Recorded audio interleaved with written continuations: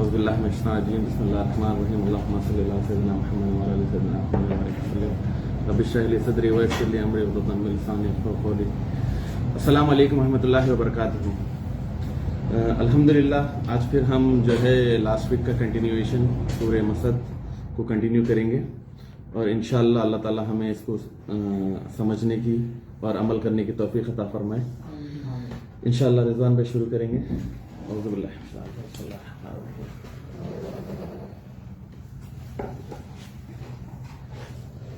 بسم اللہ الحمدللہ والصلاة والسلام علی رسول اللہ.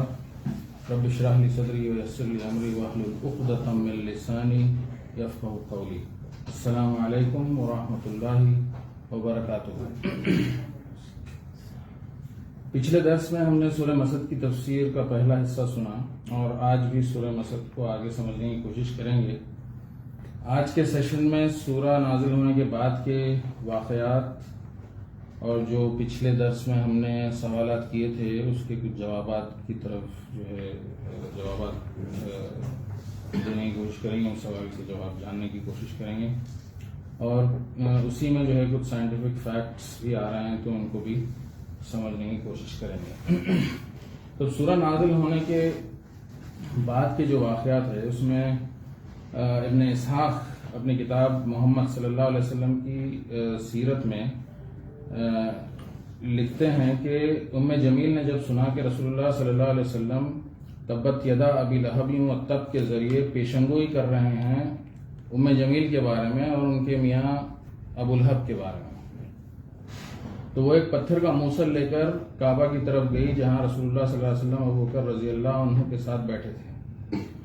ابن کثیر اپنی تفسیر میں یہ ایڈیشنل ڈیٹیل دے رہے ہیں کہ جب ابو بکر رضی اللہ عنہ نے ام جمیل کو بڑبڑاتے ہوئے آتے دیکھا تو آپ صلی اللہ علیہ وسلم سے فرمایا کہ ام جمیل آ رہی ہے اور مجھے ڈر ہے کہ وہ آپ صلی اللہ علیہ وسلم کو دیکھ لے گی. آپ صلی اللہ علیہ وسلم نے فرمایا کہ وہ مجھے نہیں دیکھ پائے گی. پھر آپ صلی اللہ علیہ وسلم نے قرآن کی سورہ بنی اسرائیل کی یہ آیت تلاوت کی وَإِذَا قَرَأْتَ الْقُرْآنَ جعلنا بینک و بین الذین لا یؤمنون بالآخرۃ حجابا مستورا. اور جب آپ قرآن پڑھتے ہیں تو ہم آپ کے اور ان لوگوں کے بیچ میں جو آخرت پر ایمان نہیں رکھتے ایک مخفی ہڈن پردہ ڈال دیتے ہیں. پھر ابو بکر رضی اللہ عنہ آگے فرماتے ہیں کہ وہ آئی اور ہمارے سامنے کھڑی ہو گئی اور رسول اللہ صلی اللہ علیہ وسلم پر ام جمیل کی توجہ نہیں گئی. اس نے آپ صلی اللہ علیہ وسلم کو نہیں دیکھا اور وہ ابو بکر رضی اللہ عنہ سے پوچھتی ہے کہ میں نے سنا ہے کہ وہ یعنی آپ صلی اللہ علیہ وسلم مجھ پر طنزیہ شاعری کرتے ہیں، یعنی کہ ڈیفیمیٹری پوئٹری جیسا آج کل بھی ہوتا ہے، ڈیفیمیٹری جو ہے اسپیچز وغیرہ ہوتے ہیں، تو یہ کر رہے ہیں، مجھے بدنام کر رہے ہیں، اگر وہ مجھے مل جائے تو یہ پتھر سے منہ پھوڑ دوں گی. ابو بکر رضی اللہ عنہ نے ام جمیل سے کہا کہ کعبہ کے رب کی قسم آپ صلی اللہ علیہ وسلم تمہارے بارے میں ایسے اشعار نہیں کہے اور تم کو بدنام نہیں کیا. اب یہاں تھوڑا سا یہ جو ہے ابو بکر رضی اللہ عنہ کا اصل میں مقصد یہ تھا کہ وہ رسول اللہ صلی اللہ علیہ وسلم اس تبت یدا ابی لہب تب جو ہے وہ رسول اللہ صلی اللہ علیہ وسلم کا کلام نہیں ہے، وہ اللہ تعالیٰ کا کلام ہے. تو یہ جو ہے آپ کا مطلب تھا. پھر اس نے کچھ اشعار کہے اور وہاں سے چلی گئی رسول اللہ صلی اللہ علیہ وسلم کو نوٹس کیے بغیر. آپ صلی اللہ علیہ وسلم کی دعوت و تبلیغ کو کچھ ہی مہینے ہوئے تھے کہ حج کا مہینہ آ گیا اور قریش پریشان تھے کہ حجاج کو کیسے روکیں رسول اللہ صلی اللہ علیہ وسلم کو سننے سے. وہ اس کی پلاننگ میں لگ گئے اور یہ طے پایا کہ سب حاجیوں کو ایک ہی بات کہیں گے کہ رسول اللہ صلی اللہ علیہ وسلم ایک بہت ہی پاورفل جادوگر ہے جو کہ بیٹے کو باپ سے الگ کر دے گا، ایک بھائی کو دوسرے بھائی سے الگ کر دے گا، بیوی کو میاں سے جدا کر دے گا اور قبیلے کو توڑ دے گا. ابو لہب اسلام کا دشمن بن کر سامنے آیا اور رسول اللہ صلی اللہ علیہ وسلم کے پیچھے پیچھے رہتا اور آپ صلی اللہ علیہ وسلم جس سے بھی ملتے ابو لہب چیخ کر کہتا کہ وہ آپ صلی اللہ علیہ وسلم کی بات نہ سنیں کیونکہ وہ جھوٹے ہیں اور اپنے دین سے پھر گئے ہیں، نعوذ باللہ من ذالک. بہرحال آپ صلی اللہ علیہ وسلم نے لوگوں پر کچھ اثر چھوڑا اور چند لوگ اسلام قبول کرے۔ امام بخاری نے اپنی کتاب صحیح البخاری میں یہ حدیث ریکارڈ کیا ہے کہ ایک وقت رسول اللہ صلی اللہ علیہ وسلم بیمار ہوئے اور 2-3 رات کی عبادت چھوٹ گئی۔ ابو لہب کی بیوی ام جمیل نے آپ صلی اللہ علیہ وسلم سے کہا کہ اے محمد، میرا خیال ہے کہ تمہارے شیطان نے تمہیں چھوڑ دیا ہے، کیونکہ وہ 2-3 دن سے میں نے اسے نہیں دیکھا، تمہارے ساتھ نہیں دیکھا۔ اس پر اللہ سبحانہ تعالیٰ نے یہ آیت نازل کی، وَالضُّحَىٰ وَاللَّيْلِ إِذَا سَجَىٰ مَا وَدَّعَكَ رَبُّكَ وَمَا خَلَىٰ۔ تو سورج کی روشنی کی قسم اور رات کی تاریکی کی، یعنی رات کے اندھیرے کی قسم، جب وہ سکون سے چھا جائے کہ اے نبی صلی اللہ علیہ وسلم، آپ کے پالنے والے مالک نے نہ آپ صلی اللہ علیہ وسلم کو چھوڑا ہے اور نہ آپ صلی اللہ علیہ وسلم سے ناراض ہوا۔ یہ دشمنی یہاں ختم نہیں ہوئی۔ ابو لہب کے بیٹے عتیبہ نے ایک بار رسول اللہ صلی اللہ علیہ وسلم سے بدتمیزی کی، کہا کہ وہ قرآن پر ایمان نہیں لاتا، اور آپ صلی اللہ علیہ وسلم کے کپڑے پھاڑ دیے اور آپ صلی اللہ علیہ وسلم پر تھوکا۔ اس پر آپ صلی اللہ علیہ وسلم نے دعا کی، اے اللہ اپنا ایک کتا اس پر لگا دے۔ شیخ صفی الرحمن مبارک پوری اپنی کتاب الرحیق المختوم میں لکھتے ہیں کہ اللہ سبحانہ تعالیٰ نے اس دعا کو قبول کر لی، اور جب عتیبہ اپنے دوستوں کے ساتھ سیریا کے سفر پر تھا اور الزرقہ نامی ایک مقام پر وہ رکے، تو وہاں ایک شیر آیا اور عتیبہ کی طرف لپکا۔ عتیبہ کو رسول اللہ صلی اللہ علیہ وسلم کی وہ دعا یاد آ گئی اور وہ کہنے لگا، ہائے افسوس، محمد صلی اللہ علیہ وسلم نے جو دعا کی تھی وہ پوری ہوگی اور یہ شیر مجھے کھا جائے گا۔ آپ صلی اللہ علیہ وسلم مکہ میں رہتے ہوئے مجھے یہاں سیریا میں قتل کر دیا۔ وہ شیر بجلی کی طرح آیا اور عتیبہ کو ختم کر دیا۔ ابو طالب رسول اللہ صلی اللہ علیہ وسلم کی سیفٹی کو لے کر بہت پریشان رہتے تھے، اور ان کا یہ ڈر صحیح تھا، کیونکہ مشرکین مکہ نے ایک منصوبہ بنایا، یعنی پلان کیا کہ آپ رسول اللہ صلی اللہ علیہ وسلم کا قتل کرنے کا پلان بنایا، اور ابو طالب بنی ہاشم اور بنی المطلب کو جمع کر کے رسول اللہ صلی اللہ علیہ وسلم کی حفاظت کرنے اور ان کو ڈیفینڈ کرنے کی تاکید کرتے ہیں، اور تمام قبیلے والے اس کو مان لیتے ہیں سوائے ابو لہب کے، جو کہ قتل کے پلان کا حصے دار تھا۔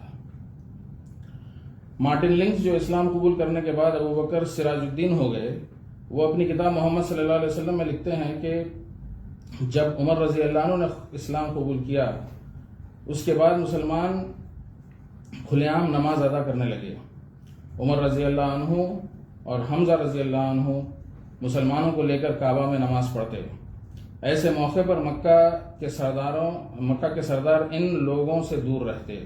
یہ ان کی عزت کا سوال تھا کہ مسلمان نماز پڑھیں اور وہ وہاں کھڑے دیکھتے رہیں، اور ان کو پتا تھا کہ اگر وہ اعتراض کریں گے تو عمر رضی اللہ عنہ کسی بھی چیز سے باز آنے والے نہیں ہیں۔ اس کے باوجود عمر رضی اللہ عنہ یہ نہ سوچے کہ انہوں نے کفار مکہ کو ہرا دیا۔ ابو جہل کے دباؤ ڈالنے پر کفار مکہ نے یہ فیصلہ لیا کہ سب سے بہتر سلوشن یہ ہے کہ ہاشم کے قبیلے کا بائیکاٹ کر دیا جائے۔ ابو لہب کو چھوڑ کر تمام قبیلے والے رسول اللہ صلی اللہ علیہ وسلم کو پروٹیکٹ کرنے اور سپورٹ کرنے کے لیے تیار تھے۔ ایک ڈاکیومنٹ بنایا گیا جس میں یہ لکھا تھا کہ کوئی بھی بنو ہاشم قبیلے کے مرد یا عورت سے شادی نہیں کرے گا، کوئی ڈیلنگ نہیں ہوگی، نہ کوئی چیز بیچی یا خریدی جائے گی۔ یہ بائیکاٹ اس وقت تک رہے گا جب تک کہ بنو ہاشم کا قبیلہ محمد صلی اللہ علیہ وسلم کو غیر قانونی قرار نہ دے اور بین کر نہ دے، یا جب تک کہ آپ صلی اللہ علیہ وسلم نبوت کا دعویٰ چھوڑ نہ دیں۔ قریش کے 40 سرداروں نے اس ڈاکیومنٹ پر اپنی مہر لگائی یا سائن کیا، تسلیم کیا، حالانکہ سب اس کے حق میں نہ تھے۔ کچھ لوگ مانتے تھے، کچھ لوگ نہیں مانتے تھے، لیکن سب نے اس پہ جو ہے اپنا اپروول دیا۔ قبیلہ المطلب اپنے چچازاد بھائیوں کو چھوڑنا نہیں چاہتے تھے، تو وہ بھی اس بین میں شامل کر دیے گئے، اور اس ڈاکیومنٹ کو کعبہ کے اندر دیوار پر لٹکا دیا گیا۔ یہ بین، یہ بائیکاٹ 3 سال تک چلا. بہت ہی سخت غریبی کا عالم تھا، کھانے کی قلت ہو گئی اور قریش مکہ میں جو بھی کھانا آتا وہ سارا کا سارا خرید لیتے تاکہ بنو ہاشم کے قبیلے تک نہ پہنچے. ابو طالب رسول اللہ صلی اللہ علیہ وسلم کی جان کے لیے بہت ہی زیادہ فکر مند رہتے تھے. رات ہوتی تو ابو طالب رسول اللہ صلی اللہ علیہ وسلم سے کہتے کہ وہ ان کی جگہ پر سو جائے، اور جب سب سو جاتے تو ابو طالب آپ صلی اللہ علیہ وسلم کو اپنے سونے کی جگہ بدلنے کا حکم دیتے، اس ڈر سے کہ کوئی دھوکے سے آپ صلی اللہ علیہ وسلم کو نیند میں نہ قتل کر دے. مکہ کے کچھ لوگ اس بائیکاٹ کو اب برداشت نہیں کر پا رہے تھے اور اس کے خلاف آواز اٹھائے، اور وہی کے ذریعے آپ صلی اللہ علیہ وسلم کو خبر دی جاتی ہے کہ وہ بائیکاٹ والا ڈاکیومنٹ کو چینٹیوں نے کھا لیا، سوائے ان حصوں کے جہاں اللہ کا نام لکھا تھا. ابو طالب یہ خبر لے کر کعبۃ اللہ میں آتے ہیں اور لوگوں کو بتاتے ہیں، اور یہ بائیکاٹ ختم ہو جاتا ہے. ابن اسحاق کی سیرت کے حساب سے سورہ المسد یہاں نازل ہوا، لیکن جیسا کہ ہم نے پچھلے درس میں بتایا بخاری اور مسلم اور دیگر احادیث کو جمع کر کے کہ یہ پہلے نازل ہو چکی تھی. بائیکاٹ ختم ہونے پر مکہ میں سکون کا ماحول ہو گیا اور مسلمانوں کو پریشان کرنا فی الوقت رک گیا، اور اس معاملے کی ایگزیجریٹڈ رپورٹس ابیسینیا پہنچ گئی، جہاں پر پہلی ہجرت کے بعد مسلمان رہ رہے تھے، جس کو سنتے ہی کچھ لوگ مکہ واپس آنے کی تیاری میں لگ گئے، اور تمام لوگ واپس آ گئے سوائے جعفر اور عبید اللہ ابن جہش رضی اللہ عنہما کے. واپس آنے والے قافلے میں رسول اللہ صلی اللہ علیہ وسلم کی بیٹی رقیہ اور داماد عثمان غنی رضی اللہ عنہما تھے. ابو سلمہ اور ام سلمہ رضی اللہ عنہما، جن کا تعلق مخزوم قبیلے سے تھا اور انہیں یقین تھا کہ اپنے قبیلے سے پروٹیکشن نہیں ملے گا، ابو سلمہ نے اپنے ماموں ابو طالب کو پروٹیکشن کی ریکویسٹ بھیجی اور وہ فوراً تیار ہو گئے. مخزوم کے قبیلے والے سخت ناراض ہوئے کہ ابو طالب نے ایسا کیوں کیا، تو انہوں نے کہا کہ یہ میری بہن کا بیٹا ہے، اگر میں اس کی حفاظت نہیں کر سکا تو محمد صلی اللہ علیہ وسلم کی کیسے کروں گا. اس موقع پر ابو لہب نے اپنے بھائی ابو طالب کی حمایت کی، ان کو سپورٹ کیا، ان کے سپورٹ میں کھڑے ہو گئے. مخزوم قبیلے والوں کو پتا تھا کہ ابو لہب رسول اللہ صلی اللہ علیہ وسلم کے خلاف ان کا پکا دوست ہے اور وہ ابو لہب کو ناراض نہیں کرنا چاہتے تھے. ابو لہب اس موقع پر اپنے قبیلے کا ساتھ اس لیے بھی دیا کیونکہ اس کو پتا تھا کہ ابو طالب کے بعد وہی قبیلے کا سردار بننے والا ہے، تو اس نے اپنے قبیلے والوں کی طرفداری کی صرف اس وجہ سے. اور یہ بھی ہو سکتا ہے کہ ابو لہب اب یہ سمجھ گیا تھا کہ ابو طالب زیادہ دن رہنے والے یعنی زندہ رہنے والے نہیں ہیں. بائیکاٹ ختم ہونے کے 6 مہینے بعد ابو طالب کی طبیعت خراب ہو جاتی ہے اور ان کا انتقال ہو جاتا ہے، اور ابو لہب بنو ہاشم قبیلے کا سردار بن جاتا ہے. لیکن ابو لہب نے اپنے بھتیجے رسول اللہ صلی اللہ علیہ وسلم کو جو تحفظ دیا، جو پروٹیکشن دیا، وہ محض برائے نام تھا، نیم سے. اور جو بدسلوکی آپ صلی اللہ علیہ وسلم کے ساتھ ہو رہی تھی وہ پہلے کبھی نہ ہوئی. طرح طرح سے آپ صلی اللہ علیہ وسلم کو ستایا جا رہا تھا. ابو طالب کے انتقال کے 2 مہینے بعد آپ صلی اللہ علیہ وسلم کی زوجہ خدیجہ رضی اللہ عنہا کا انتقال ہو جاتا ہے. یہ تمام مصیبتوں کے باوجود آپ صلی اللہ علیہ وسلم تبلیغ دین نہیں چھوڑے. آخر رسول اللہ صلی اللہ علیہ وسلم کو قتل کرنے کا پلان بنتا ہے، اور بیت الندوہ جو کہ پارلیمنٹ تھا قریش کا، جہاں پر ہر قبیلے سے ایک شخص کو چنا جاتا ہے، ان 11 لوگوں میں ابو لہب بھی شامل ہوتا ہے. آپ صلی اللہ علیہ وسلم کو قتل کرنے والوں میں زیادہ ڈیٹیل میں جانے کا موقع نہیں ہے. صفی الرحمن مبارک پوری اپنی کتاب اور رحیق المکتوم میں لکھتے ہیں کہ یہ 11 لوگ آپ صلی اللہ علیہ وسلم کے گھر کو گھیر لیتے ہیں رات کے اندھیرے میں، اور پلان کے مطابق صبح ہوتے ہی آپ صلی اللہ علیہ وسلم کو قتل کر دیں گے. اللہ سبحانہ تعالیٰ کا آپ صلی اللہ علیہ وسلم کو مدینہ ہجرت کرنے کا حکم ہوتا ہے، اور آپ صلی اللہ علیہ وسلم علی رضی اللہ عنہ کو اپنے بستر پر سونے کا حکم دیتے ہیں، آپ صلی اللہ علیہ وسلم کی چادر اوڑھ کر. آپ صلی اللہ علیہ وسلم اپنے گھر سے باہر آتے ہیں اور قاتلوں پر مٹھی بھر خاک ڈسٹ پھینک دیتے ہیں. سورہ یاسین کی یہ آیت پڑھتے ہوئے وَجَعَلْنَا مِن بَيْنِ أَيْدِيهِمْ سَدًّا وَمِن خَلْفِهِمْ سَدًّا فَأَغْشَيْنَاهُمْ فَهُمْ لَا يُبْصِرُونَ، اور ہم نے ان کے آگے بھی دیوار کھڑی کر دی اور ان کے پیچھے بھی دیوار کھڑی کر دی، پھر ان پر پردہ ڈال دیا تو یہ دیکھ نہیں سکتے۔ ابو لہب اور ان کے قاتل ساتھی کو جو موقع کا انتظار کر رہے تھے، اسی وقت ان کو کسی نے خبر دی کہ رسول اللہ صلی اللہ علیہ وسلم تو چلے گئے۔ جب وہ اندر گئے تو علی رضی اللہ عنہ کو دیکھ کر پریشان ہو گئے۔ آپ صلی اللہ علیہ وسلم سیدھے ابو بکر رضی اللہ عنہ کے گھر کو جاتے ہیں اور وہ دونوں مدینہ ہجرت کرتے ہیں۔ قریش کی تمام ناکام کوششوں کے باوجود وہ آپ صلی اللہ علیہ وسلم کو قتل نہیں کر پائے۔ جنگ بدر ہوتی ہے جس میں مکہ کے تمام سردار شامل ہوتے ہیں سوائے ابو لہب کے۔ وہ اپنی جگہ پر ابو جہل کے بھائی کو بھیج دیتا ہے کیونکہ اس نے ابو لہب سے قرض لیا تھا اور ادا نہیں کر پا رہا تھا۔ وہ شخص اس شرط پر جنگ میں حصہ لینے کے لیے راضی ہو جاتا ہے کیونکہ ابو لہب نے کہا کہ اس کا پورا قرض وہ معاف کر دے گا۔ کئی مکے کے سردار جنگ بدر میں مارے جاتے ہیں۔ جنگ کے بعد مکہ واپس آنے والوں میں سب سے پہلے ابو سفیان تھا جو ابھی تک اسلام قبول نہیں کیا تھا۔ بدر کی ہار نے ابو سفیان کو ہلا دیا تھا۔ ان کو سب سے پہلے خیال آیا کہ وہ کعبہ کی زیارت کریں، اور اتفاق سے ابو لہب بھی وہیں بیٹھا تھا زمزم کے خیمے میں۔ ابو لہب نے ابو سفیان کو آواز دی کہ وہ آئے اور جنگ کے حالات بتائے۔ ابو سفیان نے کہا کہ مجھے اتنا ہی کہنا ہے کہ ہم نے دشمن کا مقابلہ کیا اور اپنی پیٹھ پھیر کر بھاگ آئے، اور مسلمانوں نے یا تو ہمیں بھگا دیا یا قیدی بنا لیا۔ ہم تو اپنے لوگوں پر الزام بھی نہیں دے سکتے ہیں کیونکہ ہماری فوج نے مسلمانوں کا تو مقابلہ کیا ہی، اور ان لوگوں کا بھی مقابلہ کیا جو سفید کپڑوں میں کالے گھوڑوں پر، یہاں پر جو لفظ استعمال ہوا ہے گھوڑوں کے لیے وہ black horses with white patches, جو کہ آسمان اور زمین کے بیچ میں بھر گئے تھے، اور یہ لوگوں نے تباہی کے سوا کچھ نہیں کیا۔ کوئی ان کے سامنے کھڑا نہیں ہو سکتا تھا۔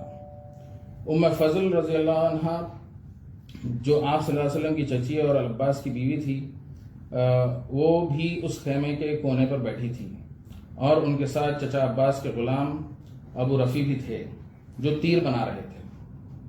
ام الفضل اور ابو رفیع رضی اللہ عنہ دونوں مسلمان ہو گئے تھے، لیکن وہ اپنا اسلام ابھی تک کسی پر ظاہر نہیں کرے تھے، اور یہ لوگ ابو سفیان کی باتیں سن رہے تھے۔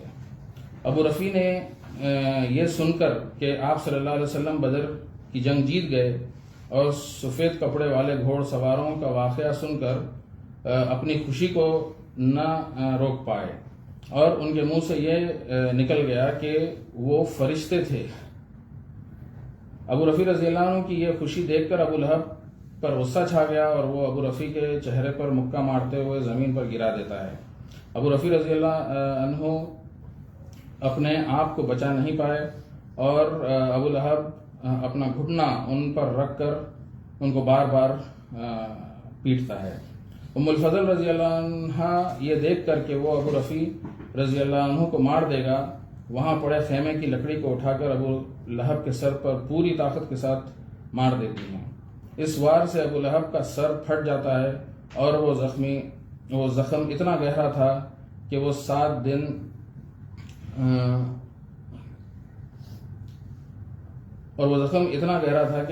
سڑ جاتا ہے۔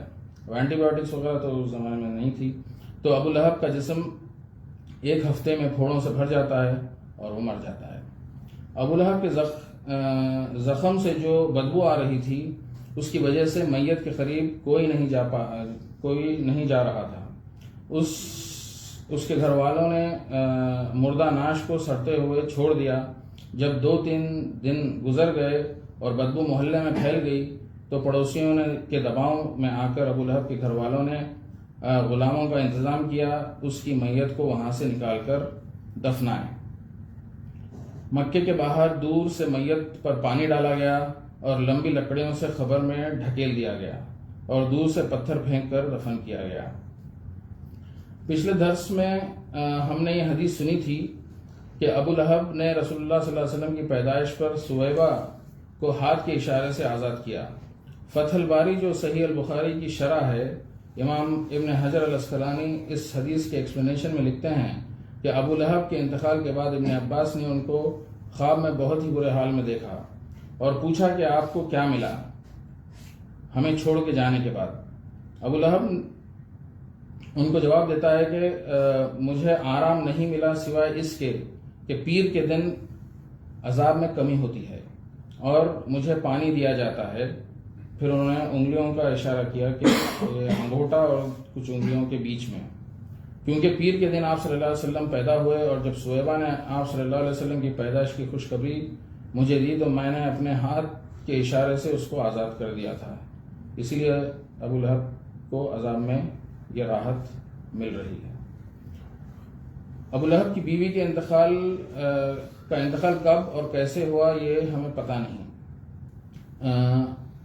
مجھے اس میں 2 ورژنز ملے لیکن بنا کوئی ریفرنس کے۔ پہلا ریفرنس ایک ویب سائٹ پر تھا جو ایک نوٹ کی شکل میں تھا، جس میں ام جمیل کی موت گلے میں رسی پڑ کر کسی ایکسیڈنٹ سے وہ موت ہوگی بلکہ اس میں لکھا تھا، اور دوسری میں جو ہے فرشتے، یہ تفسیر بغاوی کا ریفرنس ہے، فرشتے اس کے گلے میں رسی ڈال کر کھینچتے ہیں تو اس سے جو ہے اس کی موت ہو گئی، لیکن ان دونوں ریفرنسز میں جو ہے کوئی حدیث یا کسی چیز کا ریفرنس نہیں ہے، تو اللہ تعالیٰ بہتر جانتے ہیں کہ وہ کیسے مری۔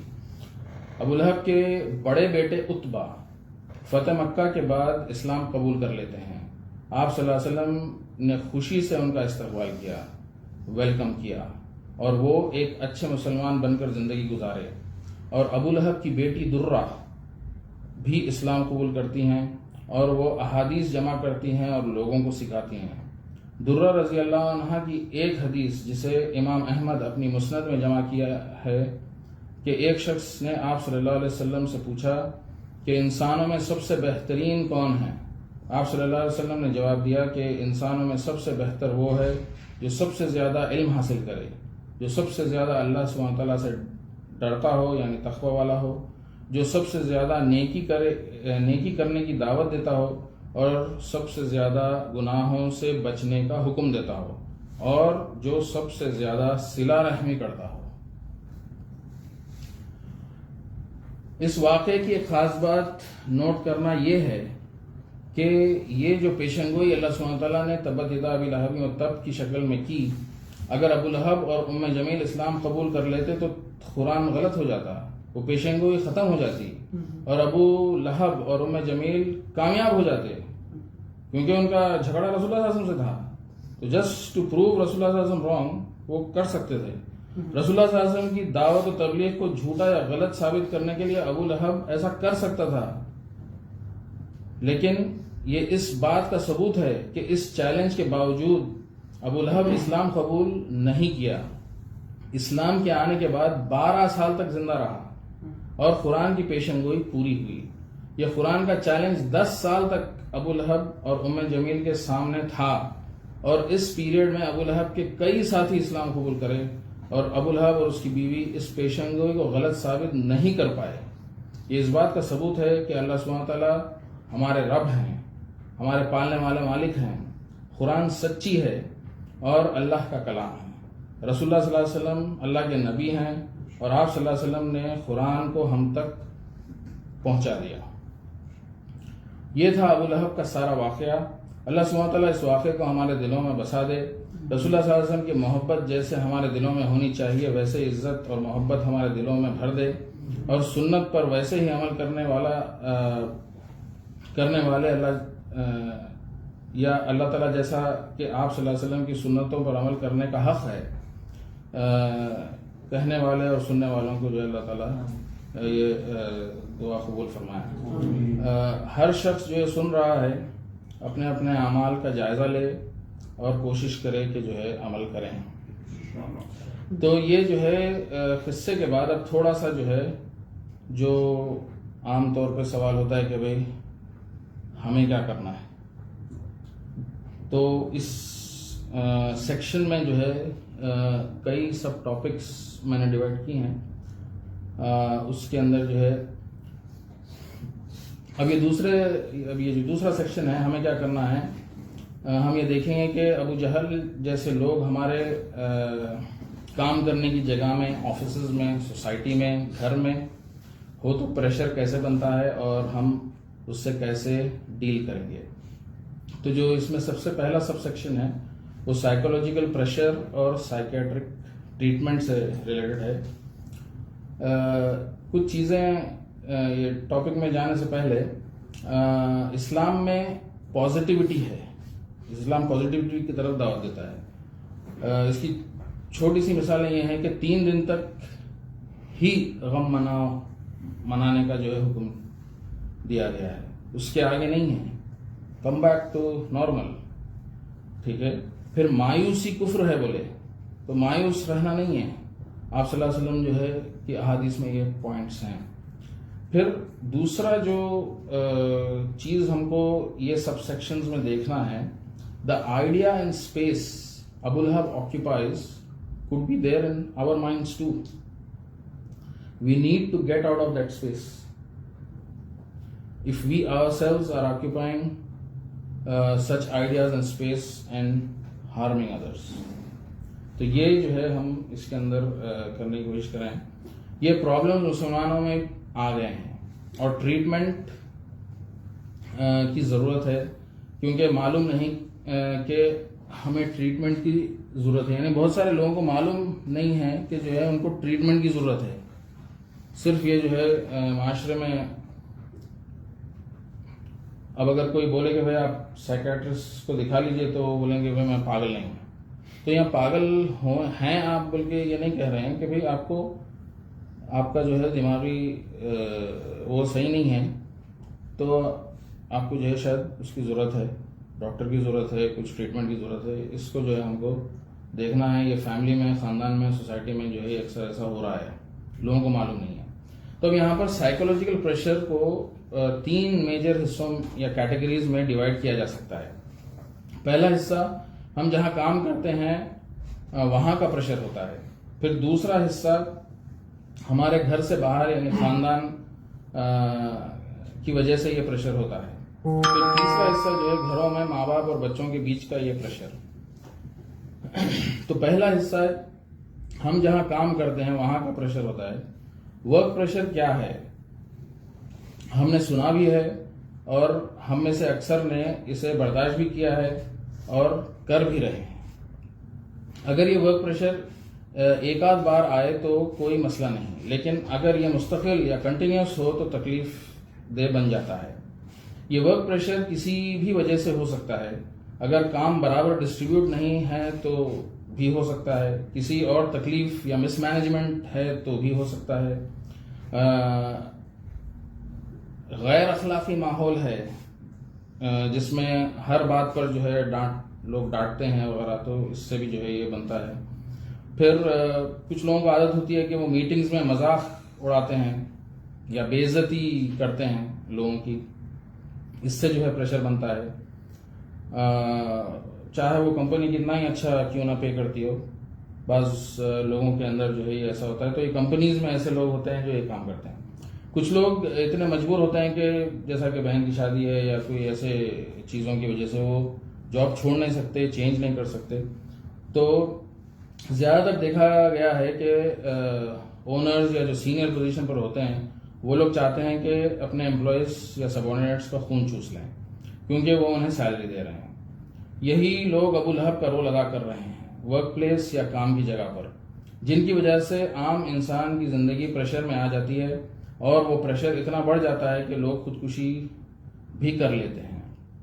فوربس میگزین کی 2020 کی رپورٹ ہے کہ 46% سٹریس لوگوں میں کام کے پریشر کی وجہ سے ہے اور 28% آپس کے مسئلوں کی وجہ سے خودکشی یا سوسائڈ ہو رہی ہے. اور یہ فگر 50 سالہ ہائی پرسنٹیج پر چل رہا ہے. سوسائڈ کے معاملے میں رپورٹ یہ بھی بتاتی ہے کہ مرد 15 گنا زیادہ اس کا شکار ہیں عورتوں کے بنسبت. رپورٹ میں آگے بتایا گیا کہ زیادہ تر امپلائیز جو خودکشی کرتے ہیں ان کو مینٹل ہیلتھ یا سائیکولوجیکل ڈس آرڈر تھا جو کہ ایڈریس نہیں ہوا، یعنی کہ ٹریٹمنٹ نہیں ہوا. جیسے کہ پچھلے ہفتے ہم سن چکے ہیں کہ کتنے لوگوں کو پتہ ہی نہیں ہے کہ انہیں میڈیکل ٹریٹمنٹ کی ضرورت ہے، بس اندر ہی اندر گھٹ رہے ہیں۔ پھر کووڈ کا پیریڈ چل رہا ہے تو یہ CDC کا نام تو سنا ہوگا، centre for disease and control prevention, تو ان کی سروے کے حساب سے ورک پریشر کی وجہ سے ڈپریشن ہو رہا ہے، جو کہ اہم وجہ ہے معذوری کی، یعنی کہ ڈسیبلٹی کی۔ WHO نے بھی اسے مانا ہے۔ انڈیانا یونیورسٹی کے ایرک گونزالز میول کی ایک study journal for applied psychology میں پبلش ہوئی، جس میں بتایا گیا کہ ورک پریشر کی وجہ سے ڈپریشن ہوتا ہے اور اس کے نتیجے میں موت ہو جاتی ہے، اور ان دونوں میں یقینی طور پر گہرا تعلق ہے، خاص طور پر ایسے لوگوں کے لیے جو برداشت کرنے کی صلاحیت نہیں رکھتے۔ وہ سوسائڈ نہ بھی کرے تو بھی سٹریس کی وجہ سے موت ہو رہی ہے، بس اللہ تعالیٰ رحم کرے۔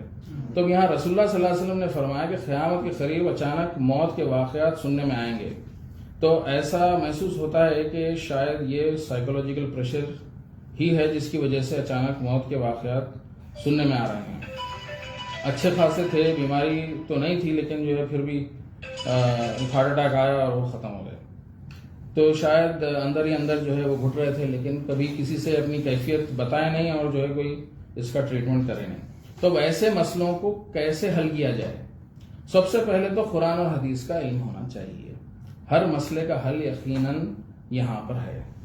قرآن میں سورہ عنکبوت کی 56 آیت میں آیا ہے کہ اللہ تعالیٰ کہتے ہیں کہ اللہ کی زمین بہت ہی وسیع ہے، تو اس میں پھیل جائے، ہجرت کر لیجئے۔ اگر ہم نکلیں گے ہجرت کے لیے تو پھر اللہ تعالیٰ جو ہے راستے کھول دے گا، وہ انتظام کرے گا۔ پھر سورہ طلاق کی دوسری آیت میں آتا ہے کہ جو کوئی اللہ سبحانہ تعالیٰ کا تقوی اختیار کرے گا، اللہ سبحانہ تعالیٰ اسے ایسی جگہ سے رزق دے گا کہ وہ سوچ بھی نہیں سکتا۔ اور تیسری آیت میں آیا کہ اللہ سبحانہ تعالیٰ اس کے لیے کوئی نہ کوئی راستہ نکال دے گا۔ اللہ سبحانہ تعالیٰ نے رزق کا ذمہ لیا اپنے اوپر، اور وہ رزاق ہیں۔ حلیت الاولیاء کی ایک حدیث جس کو شیخ البانی نے حسن کہا، جس میں رسول اللہ صلی اللہ علیہ وسلم فرماتے ہیں کہ انسان کا رزق اس کے پیچھے پیچھے ویسے ہی آتا ہے جیسے کہ اس کی موت۔ رسول اللہ صلی اللہ علیہ وسلم فرماتے ہیں کہ اللہ سبحانہ تعالیٰ کی بڑی عجیب رحمت ہے کہ شرک کرنے والوں کو بھی رزق دیتے ہیں، اور ہم لوگ رزق کے لیے پریشان ہیں۔ قرآن میں ایک فارمولا ہے سکسیس کا، آپ شکر ادا کیجئے، اللہ سبحانہ تعالیٰ آپ کو اور دے گا۔ ٹرائی کر کے دیکھیے۔ اب ٹی وی پہ بہت سارے لوگ کہتے ہیں کہ بھئی یہ آزمودہ فارمولا ہے، تو یہ جو ہے آزمودہ فارمولا قرآن اس کو جو ہے گارنٹی دے رہا ہے۔ اپنے ریکوائرمنٹس کو غیر ضروری مت بڑھائیے۔ رسول اللہ صلی اللہ علیہ وسلم فرماتے ہیں کہ جس کے پاس ایک دن کا کھانا ہے اس کے پاس دنیا جہاں کی ساری دولت ہے، اور بہت سارے ریفرنسز دیے جا سکتے ہیں قرآن و حدیث سے۔ یہ ساری باتیں تو اپنے لیے ہو گئی، لیکن ابو لہب جیسے لوگوں کا کیا؟ ان لوگوں کا بھی تو کوئی سولوشن ہونا چاہیے۔ تو رسول اللہ صلی اللہ علیہ وسلم فرماتے ہیں کہ ظالم کی مدد کیجیے۔ کیسے؟ اسے ظلم کرنے سے روکیے۔ اب یہاں پر جو ہے پھر استطاعت کی بات آتی ہے، اپنی استطاعت تک جو ہے کوشش کرنا چاہیے کہ ظالم کو روکے۔ اس میں بھی جو ہے پھر الگ الگ احادیث ہیں، اور ڈیٹیل میں جو ہے جانے کا موقع نہیں ہے۔ اگر آپ اونچے عہدے پر ہیں اور آپ کی کمپنی افورڈ کر سکتی ہے تو اپنے سب آرڈینیٹس کے لیے مینٹل ایگزامینیشنز کنڈکٹ کروائیے، اور جس کو ضرورت ہے علاج کروائیے۔ رسول اللہ صلی اللہ علیہ وسلم نے فرمایا کہ جہاں نرمی یا جینٹلنس ہوتی ہے وہاں ہر چیز خوبصورت ہو جاتی ہے، جہاں یہ نہیں ہوتی وہاں ساری چیزیں بدصورت ہو جاتی ہیں۔ تو اپنی استطاعت کے حساب سے اپنے اطراف نرمی کا ماحول بنائیے، اور اطراف والوں کو بھی اس نرمی کو کمزوری نہ سمجھنا چاہیے کہ بھئی اب کوئی جو ہے نرم ہے تو ایسا نہیں ہونا کہ بھئی یہ کمزور ہے یا جو ہے ڈھیلا ہے، ایسا لوگ کہتے ہیں۔ تو اور جو ہے وہ یہ جو نرمی جو بن رہی ہے اس کو مس یوز نہ کریں۔ جہاں غلط کام لوگ کرتے ہیں پھر وہاں سختی آ ہی جاتی ہے۔ صرف پریشر اور پریشر سے کام نہیں چلتا. اللہ سبحانہ تعالیٰ جہاں دوزخ سے ڈرا رہے ہیں وہاں جنت کی بشارت بھی دے رہے ہیں. یہ بیلنس قائم کیجئے. دماغی توازن یعنی کہ مینٹل بیلنس ٹھیک رہے گا تو سکون رہے گا اور پروڈکٹیوٹی بڑھے گی. آٹومیٹکلی جو ہے پھر پروفٹس وغیرہ بڑھیں گے. یہی جو ہے باٹم لائن ہے اور اسی کو سمجھنے کی ضرورت ہے. ایسا نہیں کہ سارے کمپنیز صرف ایسے غلط ہوتے ہیں. کچھ اچھے کمپنیز بھی ہیں, اس میں اچھے لوگ بھی ہیں. پھر ایک طرف ہم لوگ ہیں جو اپنے ورک ریلیٹڈ غم و فکر میں ڈوبے ہوئے ہیں. کیا رسول اللہ صلی اللہ علیہ وسلم کو ورک ریلیٹڈ پریشر تھا؟ دین کی تبلیغ میں جو وقت لگتا ہے اس کا حساب قرآن کی سورہ مزمل کی 7ویں آیت میں دیا گیا ہے. ان لگا فی النہاری سبحا طویلا. اللہ تعالیٰ فرماتے ہیں, یہ سرٹیفکیٹ دے رہے ہیں کہ دن کے وقت آپ صلی اللہ علیہ وسلم کو لمبی مصروفیت رہتی ہے. تو قرآن جو ہے یہ سرٹیفکیٹ دے رہا ہے کہ جو تبلیغ دین کا جو کام ہے وہ مصروفیت والا کام ہے. پھر قرآن میں سورہ کہف کی 6 آیت میں اللہ سبحانہ تعالیٰ فرماتے ہیں فَلَعَلَّكَ بَاخِعٌ نَفْسَكَ عَلَىٰ آثَارِهِمْ إِن لَّمْ يُؤْمِنُوا بِهَٰذَا الْحَدِيثِ أَسَفًا. اے نبی صلی اللہ علیہ وسلم, اگر یہ اس کلام پر ایمان نہیں لائے تو شاید آپ ان کے پیچھے غم میں اپنے آپ کو ہلاک کر دیں گے. آپ صلی اللہ علیہ وسلم کو غم ہوتا تھا کہ یہ لوگ ایمان نہیں لا رہے ہیں, دوزخ کی آگ میں جلیں گے تو کیسا ہوگا, یہ سمجھ نہیں رہے ہیں. ان کو غم ہوتا تھا. اللہ کے دین کی تبلیغ کرنا اللہ سبحانہ تعالیٰ کے لیے اللہ کے آپ صلی اللہ علیہ وسلم کے لیے ورک ریلیٹڈ پریشر ہی تھا. لوگوں کی باتیں چپتی تھیں. قرآن میں سورہ یونس کی 65 آیت میں اللہ سبحانہ تعالیٰ فرماتے ہیں وَلَا يَحْزُنْكَ قَوْلُهُمْ إِنَّ الْعِزَّةَ لِلَّهِ جَمِيعًا هُوَ السَّمِيعُ الْعَلِيمُ. اے نبی صلی اللہ علیہ وسلم, ان لوگوں کی باتیں آپ صلی اللہ علیہ وسلم کو غمگین نہ کر دے, کیونکہ عزت تو پوری کی پوری اللہ سبحانہ تعالیٰ کے لیے ہے اور وہ سننے والا اور علم رکھنے والا ہے. تو یہ فرق ہے ہم میں اور رسول اللہ صلی اللہ علیہ وسلم میں. آپ کو غم ہوتا تھا اور ہم کو غصہ آتا ہے کہ لوگ ہماری بات نہیں سن رہے. پھر یہ جو دوسرا سیکشن ہے, جو دوسرا حصہ ہے اس کا سائیکولوجیکل ٹریٹمنٹ کا اور اس کا, یہ جو ہے امیڈیٹ فیملی کے باہر کا معاملہ یعنی خاندان کا معاملہ ہے.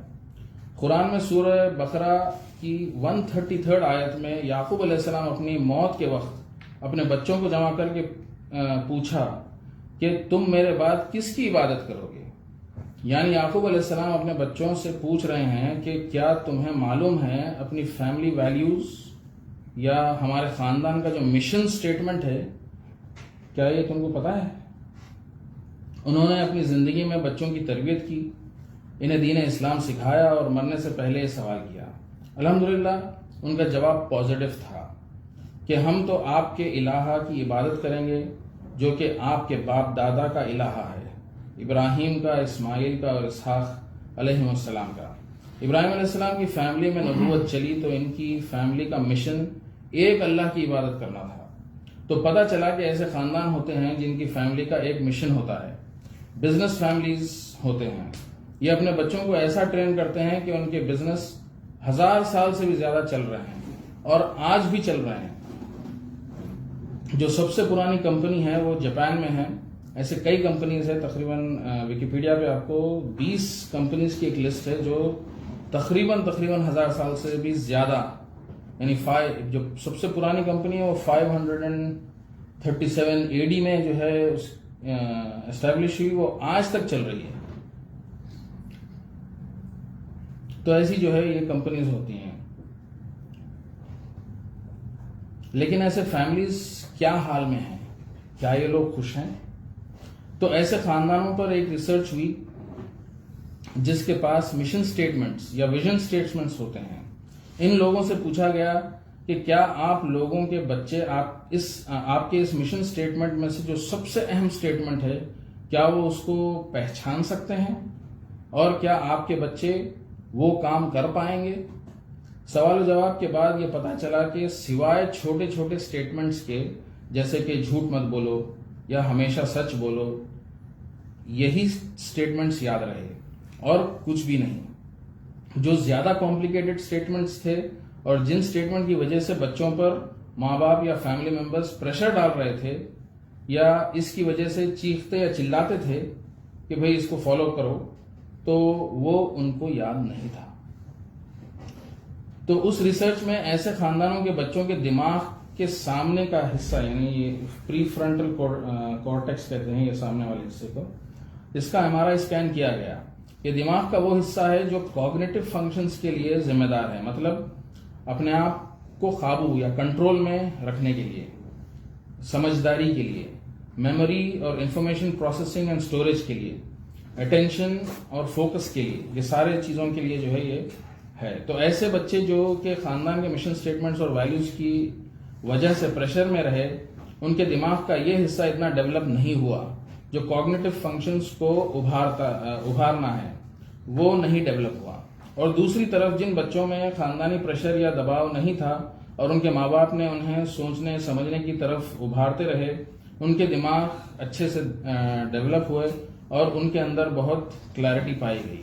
مسند احمد کی ایک حدیث میں جینٹلنس یا نرمی کے بارے میں رسول اللہ صلی اللہ علیہ وسلم نے فرمایا کہ نرمی ہر ایک چیز کو خوبصورت بنا دیتی ہے جس میں وہ ہوتی ہے، اور جہاں پر نرمی نہ ہو تو ہر چیز کو بدصورت بنا دیتی ہے. یہ حدیث ہم پہلے بھی سن چکے ہیں. جو چیز اندر سے خوبصورت ہوتی ہے وہ بھی بدصورت لگنے لگتی ہے صرف کڑوے پن کی وجہ سے، اور جو اندرونی طور پر بدصورت ہوتی ہے وہ بھی خوبصورت لگنے لگتی ہے جینٹلنس یا نرمی کی وجہ سے. اب ہم اپنے اپنے گھروں میں دیکھ لیں کہ ہم کیا کر رہے ہیں. کیا ہم نماز کے لیے، قرآن پڑھنے کے لیے تو ایسی سختی نہیں کر رہے ہیں؟ ہمیں جینٹلنس سے، پیار سے نیکیوں کی طرف راغب کرنا چاہیے. کہیں ایسا نہ ہو کہ جینٹلنس نہ ہونے کی وجہ سے اس کے اندر کی اچھائی ختم ہو جا رہی ہے. اب خاندانی پریشر ختم کیجئے. اب اس میں جو ہے ایک سجیشن یہ ہے کہ ایک جگہ بنائی جائے جہاں پر جو ہے خاندان والے ملیں، اپنے فرسٹریشنز کو جو ہے دور کر سکیں، ان کے دل و دماغ جو ہے ہلکے ہوں اور انہیں یہ لگے کہ جو ہے کوئی بات سننے والا ہے. تو یہ جو ہے دوسرا سیکشن تھا. اب تیسرے سیکشن میں جو ہے، جیسا کہ ہم پچھلے سیکشن میں سورہ ابراہیم کی سنا کہ ابراہیم علیہ السلام کی اولاد میں کئی جنریشنز تک نبوت چلی، اور انشاءاللہ آگے قرآن میں ہم پڑھیں گے کہ ابراہیم علیہ السلام جب بھی دعا کرتے تو اپنے لیے کرتے اور اپنی اولاد کو اس میں ضرور شامل کرتے. دین حنیف پھیلانے کا جو مشن لے کر آپ اٹھے تھے، اس مشن کو اپنی اولاد کے لیے بھی مانگتے رہے، اور آخری رسول ان کی اولاد میں سے ہو، یہ دعا بھی کی جو قبول ہوئی کئی ہزار سال کے بعد رسول اللہ صلی اللہ علیہ وسلم کے نبی اور رسول بنائے جانے کے ساتھ. آج سائنس بھی یہی کہہ رہی ہے. سائیکالوجی کی فیلڈ میں جو ریسرچ ہو رہی ہے وہ یہ بتاتی ہے کہ انفرادیت یعنی انڈیویجویلٹی سے زیادہ اہمیت یا امپورٹنس جو ہے وہ خاندان یا فیملی کی ہے. لیکن آج کل دنیا بھر میں اور ہمارے معاشرے میں بھی ہمیں، اور خاص طور سے ہمارے بچوں کو یہ سکھایا جا رہا ہے کہ یہ انفرادیت یا انڈیویجویلٹی کو جو ہے بہت ہی اہم ہے اور ضروری چیز ہے. اس سے زیادہ اہم کوئی اور چیز نہیں ہے. یہ آئی لو مائی سیلف، اپنی پہچان بناؤ، می ٹائم، یہ ساری چیزیں جو ہے ہم کو بار بار بتائی جا رہی. ان ساری چیزوں سے لے کے پھر وہ جا رہے ہیں سنگل پیرنٹس وغیرہ کی طرف، جو ہے یہ بار بار ہمارے سامنے چیزیں آ رہی ہیں. اس جیسی چیزیں جو ہے ہمارے سکھائی جا رہی ہیں، اور اس میں تمام میڈیا بہت ہی اہم رول ادا کر رہا ہے. اور موٹیویشنل سپیکرز کے کئی ویڈیوز دیکھنے کو مل رہے ہیں، اور وہ غیر اسلامی تعلیمات دے رہے ہیں اور جو فیملی کو توڑنے اور چھوڑنے کی باتیں کرتے ہیں. ایسا نہیں کہ انسان کی اپنی کوئی حیثیت نہیں ہے، لیکن سب سے زیادہ اہمیت فیملی کی ہے. ایک سوسائٹی کے لیے فیملی ضروری ہے بنسبت ایک انڈیویجول کے. ایلن گیلنسکی ایک سائیکالوجسٹ ہے جو کہ فیملی اینڈ ورک انسٹیٹیوٹ کے لیے ریسرچ کا کام کرتا ہے. انہوں نے 1000 بچوں کا انٹرویو لیا اور ان سب سے ایک ہی سوال کیا کہ اگر آپ کے والدین سے آپ کوئی خواہش پوری کروانا چاہتے ہیں تو وہ کیا ہوگی. اور یہی سوال انہوں نے ماں باپ سے بھی پوچھا کہ کیا آپ سوچتے ہیں کہ آپ کے بچے کیا جواب دیں گے، کیا کہیں گے؟ زیادہ تر ماں باپ نے کہا کہ یقیناً ہمارے بچے یہی بولنے والے ہیں کہ ہمارے والدین ہمارے ساتھ زیادہ وقت گزاریں، لیکن بچوں کا جواب ایسا نہیں تھا۔ زیادہ تر بچوں نے کہا کہ ہماری خواہش ہے کہ ہمارے والدین جب بھی ہمارے ساتھ ہوں تو کم فکر مند، کم بے چین اور کم تھکے ہوئے ہوں۔ اس ریسرچ کی خاص بات یہ ہے کہ بچوں نے اس تھکاوٹ والی کیفیت کو محسوس کر لیا۔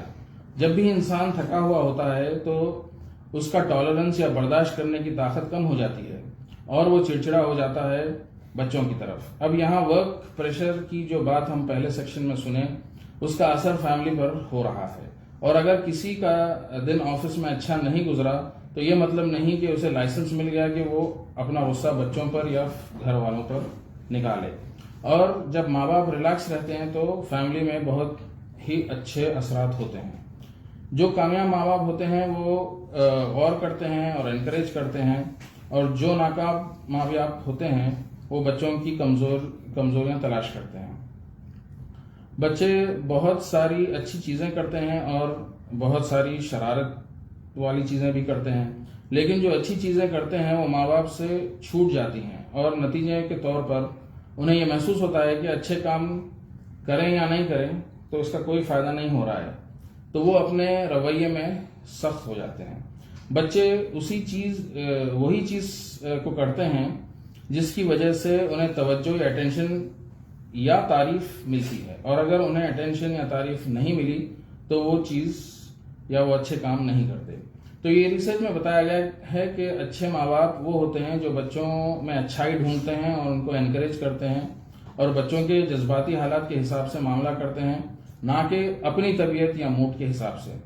اور سب سے بہترین مثال آپ صلی اللہ علیہ وسلم کی ہے۔ انس ابن مالک رضی اللہ عنہ فرماتے ہیں کہ ایک بار آپ صلی اللہ علیہ وسلم ان کے گھر آئے تو انس رضی اللہ عنہ کے سوتیلے بھائی جو کہ 3 سال کے تھے، ان کے ہاتھ میں ایک چھوٹی چڑیا تھی، وہ اسے سہلاتے رہتے تھے، یعنی کھیلتے رہتے تھے اس کے ساتھ۔ تو آپ صلی اللہ علیہ وسلم نے اس چھوٹے سے بچے سے پوچھا یا ابو عمیر کہہ کر ان کو بلایا، یعنی اتنی چھوٹی سی عمر میں اس بچے کو خطاب دیتے ہوئے پوچھا، اے ابو عمیر کیا حال ہے تمہاری چڑیا کا؟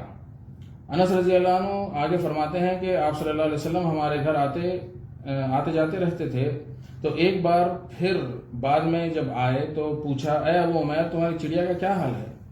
ابو عمیر روتے ہوئے آپ صلی اللہ علیہ وسلم کے پاس آئے اور چمٹ گئے، کہنے لگے چڑیا مر گئی، چڑیا مر گئی۔ آپ صلی اللہ علیہ وسلم اس بچے کے غم میں شامل ہوئے۔ یہاں یہ غور کرنا ہے کہ کیسے رسول اللہ صلی اللہ علیہ وسلم نے اس چھوٹے 3 سال کے بچے سے معاملہ کیا اور ان کے ساتھ کس طرح سے رویہ رکھا۔ چھوٹے بچے ابو عمیر کو ان کے جذباتی حالات کے حساب سے معاملہ کیا۔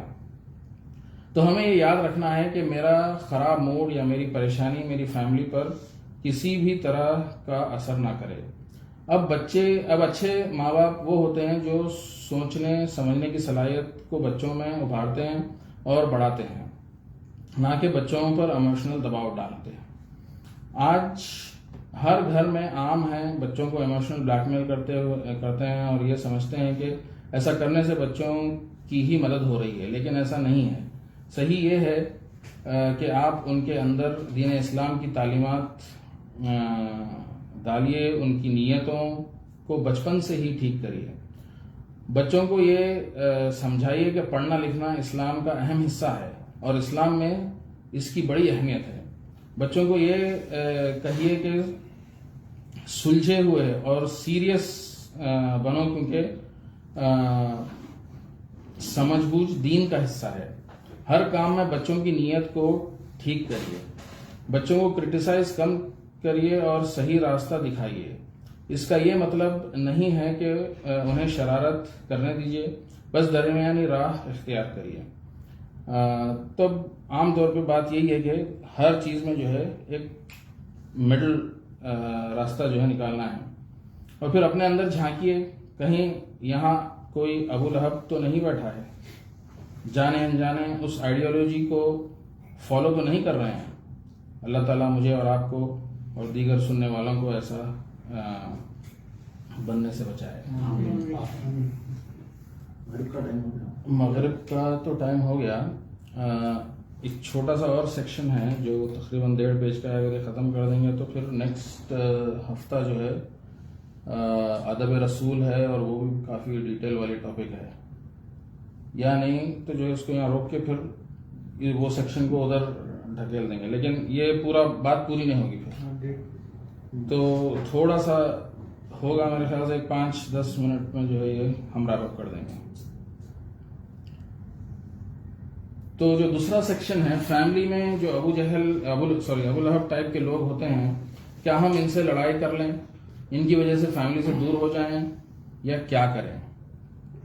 جیسا کہ ہم نے ابھی ابو لہب کے واقعے میں رسول اللہ صلی اللہ علیہ وسلم کے عمل کا جائزہ لیا, اور ابو لہب کی بیٹی درہ رضی اللہ عنہا کی حدیث سنی, آپ صلی اللہ علیہ وسلم صلہ رحمی کرتے رہے اور صلہ رحمی کرنے کا حکم دیتے رہے.